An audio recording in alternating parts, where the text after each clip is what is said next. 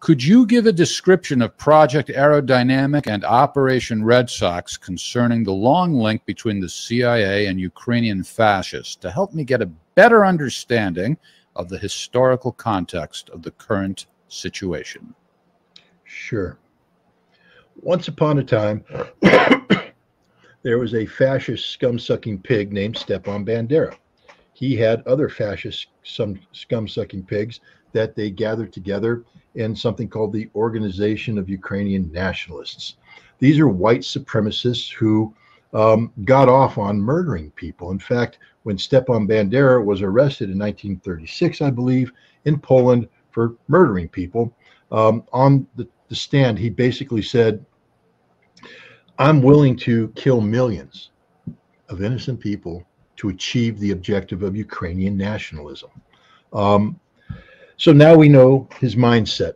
The Banderas modeled themselves off after the German Nazi movement organization, closely aligned in terms of their thinking, so close that when the Germans moved into Poland in 1939, the Banderists were with them. I mean, and then when the Germans moved into what is now Western Ukraine, but at that time was part of Poland taken over by the Soviets in 1939, one only has to take a look at the rape of Lvov. There's some wonderful photographs, very entertaining stuff of Banderists chasing down Jewish women half naked because they're going to rape them and then they're going to kill them, because that's what Banderists do for fun. That's a fun afternoon.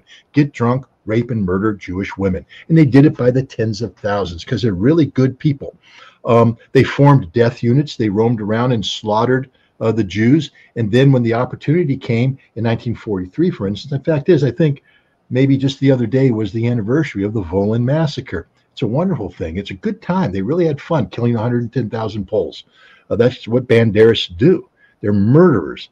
The Banderas also roamed around Belarus. There's a horrible movie that the Russians made, and I can't remember the title of it right now, but it's based about a boy experiencing this kind of stuff. The death squad's running around.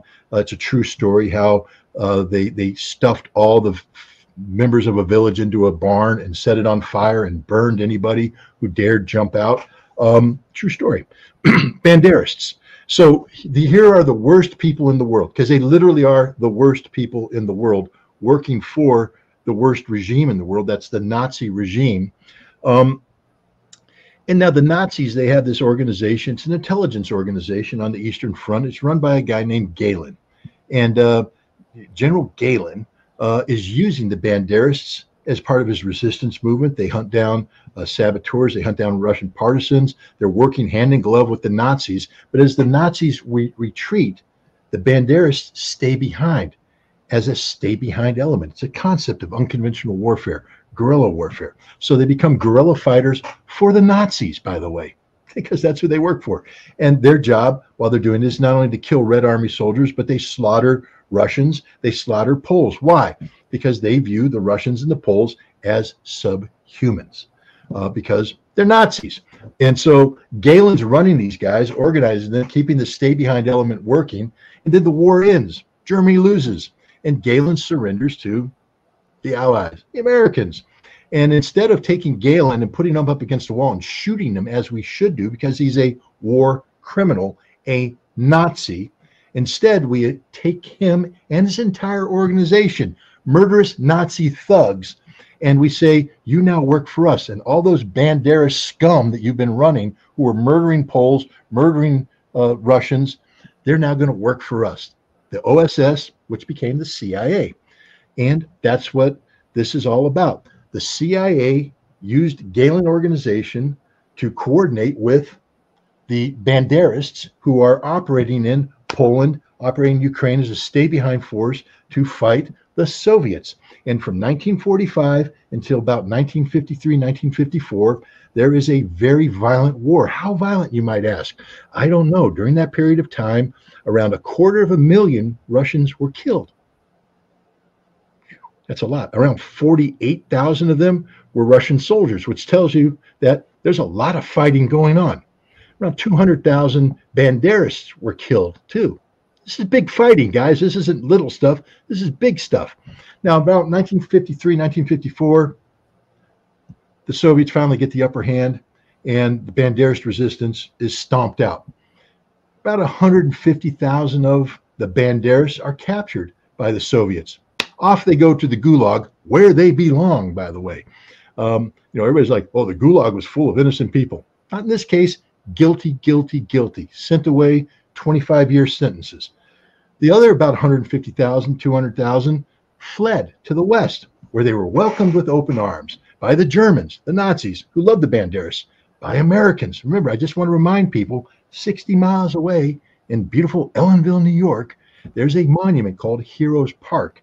And in Heroes Park, there are statues to 5 Nazi thugs, including Stepan Bandera and people of his ilk. And every summer, the wonderful Ukrainian American people come together dressed in their brown Nazi uniforms, because they're modeled after the Nazi uniform. They carry wonderful little Nazi torches, and they hold up the portrait of Stepan Bandera, a Nazi, and they sing songs glorifying him. It happens every year here in America, because that's where the Banderists fled to. They do the same thing in Canada.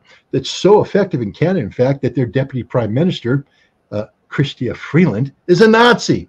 Her grandfather wrote a newspaper for the Nazis. She supports them. She was trained in the Nazi youth movement. That's that.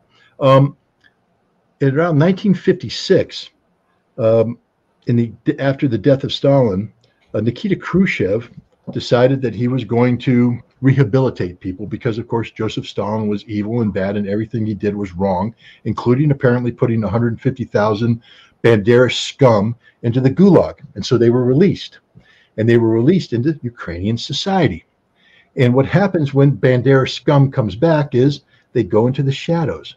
They wait, and then they start to infiltrate their way up to the top. They start to pressure people. They start to get promoted themselves until they start taking over the reins of power. And who is running all of this?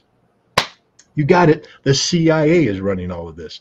They're back there in the United States playing their little games in their computer, using Galen organization to stay behind unit, to maintain connectivity. They're paying the diasporas that are in Germany, Australia, America, and Canada to maintain connectivity. All this connectivity going on. They're coordinating the resurrection of the Banderist ideology inside Western Ukraine and all of Ukraine, with the goal of eventually ripping Ukraine from the Soviet Union, thereby weakening the rest of the Soviet Union, cause it to collapse. It's been a long time American strategic objective. And gosh, in 1991, it gets to happen. The CIA said, we won. So they stopped directly funding the Banderas because they didn't need to anymore. There's no need for a CIA covert operation because Ukraine is now independent. And so the diasporas take over and start funding the Banderists who are in Western Ukraine, using money from, say, the National Endowment for Democracy and other non-governmental organization sources. And they do that, building them up. They maintain the connectivity. So in 2014, when the CIA decided that it was time to oust the constitutionally elected president, Viktor Yanukovych, and replace him with something America could support, the only thing America could support are the Banderists. And so they rise up and they take over. They're in place, and they've been in control ever since. Now, people say, well, wait a Scott, Zelensky wasn't a Banderist. No, I said they were in control. Control means, for instance, when Zelensky gets elected president and says things like, I want to do something that's against the Banderists, they pull him aside and say, you'll be hanging by the neck until dead on the main avenue in Kiev if you even think about doing that. They're in control. The CIA is in control. We've been supporting Bandera scum since 1945. I hope that was a summary enough.